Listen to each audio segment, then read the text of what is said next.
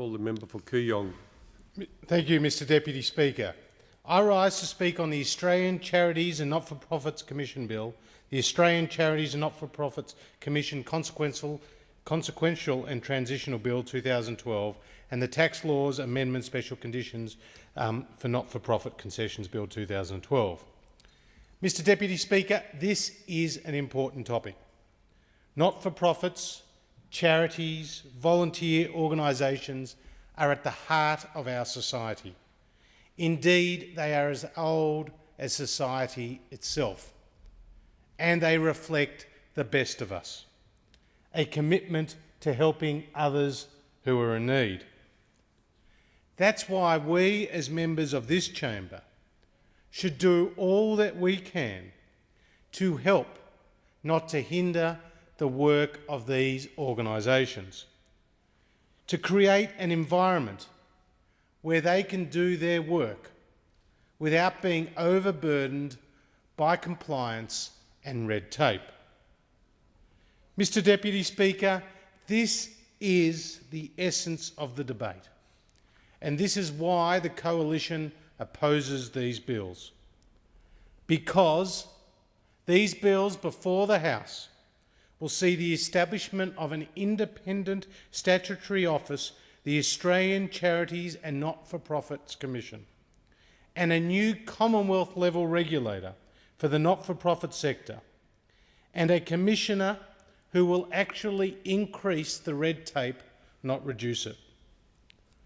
Mr Acting Deputy Speaker, instead of standardising terms, codifying conditions, clarifying rules and creating a one-stop shop for regulation, this legislation that we are debating before the House tonight will increase the compliance burden on Kooyong's clubs, its congregations, its schools, its volunteer groups, and all those that help in the not-for-profit sector. Mr Acting Deputy Speaker, you don't have to take my word for this. You just have to look at the testimony before the parliamentary committees where these bills were debated. Take the Australian Conservation Foundation. It said, and I quote, "The ACF is concerned that rather than remove duplication, the Australian Charities and Not-for-Profits Commission and its bills will duplicate reporting obligations." The Australian Council for International Development said that present drafting of this bill does not reassure the Australian Council for International Development or its members that it will actually reduce red tape. And there is more.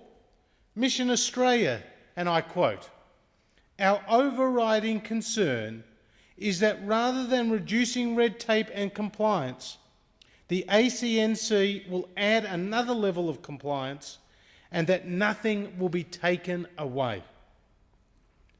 The Independent School Council of Australia said, Mr Acting Deputy Speaker, the regulatory burden will see increases on individual non-government schools, creating costly and confusing duplicative governance and reporting situations.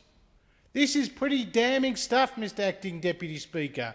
Organisations as diverse as the environment, not-for-profit, aid and schools, and there is more. The Australian Baptist Ministries said, and I quote, "The reporting requirements for medium-sized entities are too onerous. In our view, the increase in compliance obligation will make it more difficult to fill volunteer roles within local congregations, as well as requiring more time to be spent with compliance matters and therefore less time on matters that will provide a benefit to the community." Mr Acting Deputy Speaker, this quote goes to the heart of the problem with these bills. By increasing compliance and red tape, we are handcuffing these organisations and reducing their ability to do the work that they want to do. The Australian Catholic Bishop Conference, The lengthy list of powers proposed in the ACNC bill focuses on matters which appear more appropriate for a criminal investigation authority rather than a body which is intended to promote and to educate. Mr. Acting Deputy Speaker, the Anglican Diocese of Sydney hasn't missed out the opportunity as well to put its 2 pence worth. It said, "It is likely that we will need to employ someone on a full-time basis to deal with the compliance issues that this legislation is likely to raise for the Diocese of Sydney. I am sure we will not be alone in this regard." Well, I've got news for the diocese. They're not alone in this regard. Mr. Acting Deputy Speaker, each of these organisations do not have a political axe to grind. They represent diverse ranges of interest in our local community. They do not represent a political party. They represent members, volunteers, people who want to help others less fortunate than themselves. In fact, they represent our community. And they do not want this new body, and they do not want what comes with it, a complex web of obligations. Mr. Acting Deputy Speaker, the piece de resistance, in my opinion, is the quote from the government's architect of its school policy, Mr. David Gonski, a man who is well respected in commercial circles and a life fellow of the Australian Institute of Company Directors. He said, and I quote, "It concerns me massively that we might be the first country in the world to make being on a not-for-profit as a director more onerous than being on a for-profit." Mr. Acting Deputy Speaker, the member for McEwen knows the truth here. He knows what this bill is about to do. This bill, if passed in the House, will restrict the ability of the not-for-profits, the volunteer organisations, the community sector from doing what it wants to do, and that is helping others. Mr. Acting Deputy Speaker, under these provisions, we have the situation where this new commission will have the authority to inspect and to seize records, to remove parish ministers, to disqualify a director without a court order, and to suffocate community organisations in a web of red tape. Mr. Acting Deputy Speaker, this again denies these organisations the ability to do what they want to do. And it doesn't sound right to have a not-for-profit commission governed by legislation which explicitly sets out its, quote, information gathering powers, its monitoring powers, its powers to gain warrants. This is all pretty heavy-handed. What is more, the actual premise of this legislation before the House tonight is based on the states and the territories winding back their own red tape. But this just hasn't happened, Mr. Acting Deputy Speaker. Memorandums of understanding between all territory and state governments and the federal government are not in place. Despite this, the Gillard government is pursuing this heavy-handed approach when it hasn't even got its prerequisites in place. And this legislation is being introduced before government departments which already impose heavy reporting obligations on the not-for-profits have promised to remove their own red tape.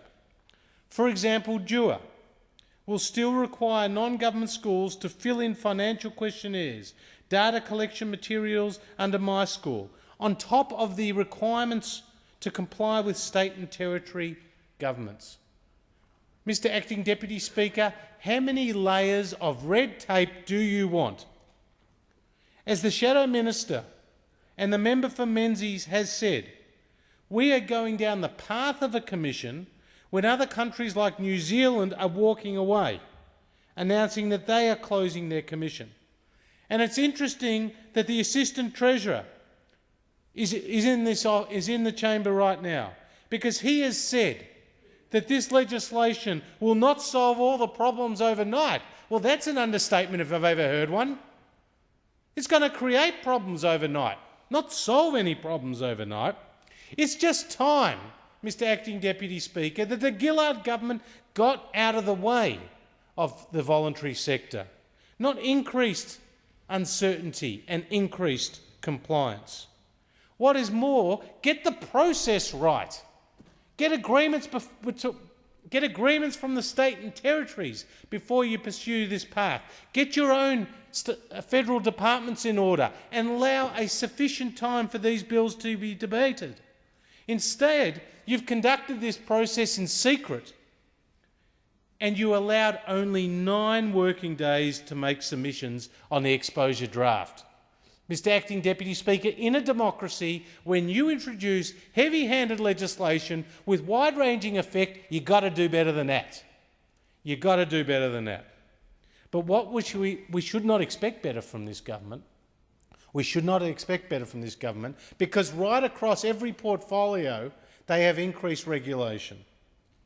And so I say, if we get into government, which I'm hoping we do sooner than later, the coalition will repeal this legislation and it will retain the regulatory powers of the ATO and ASIC to do their job.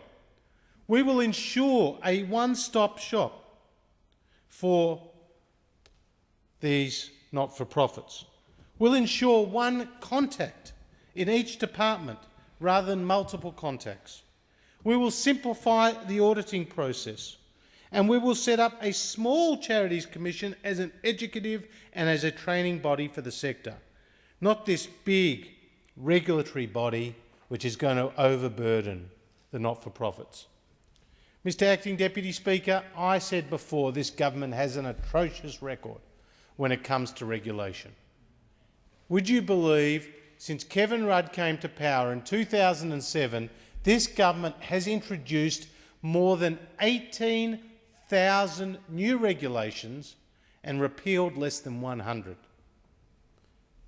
But it promised to do exactly the opposite. It promised to do exactly the opposite when you came to power in 2007. Again, misleading the Australian people. Mr Acting Deputy Speaker, this is a very important bill before the House. No wonder so many colleagues of mine on the coalition side have taken the opportunity to express their concerns because they have their ear to their ground in their own electorates. They understand that from the sporting clubs to the schools to the congregations to the groups helping people with disabilities or are socially disadvantaged or to our international aid groups, they do not want this legislation. They want a simplified process, not a more complicated one. And what you are doing, Mr Acting Deputy Speaker, what this government is doing is going to make the job of our not-for-profit sector, of our charities, of our hard-working volunteers that much harder, because money that they raised will now be spent on compliance, time that they devote to their important job will now be spent on compliance. So, Mr Acting Deputy Speaker, the Coalition is committed to repealing these bills. It's committed to doing so for very good reason. It's committed to helping the not-for-profit sector, the volunteer organisations and our charities, because first and foremost, we will get out of the way and let them do their job.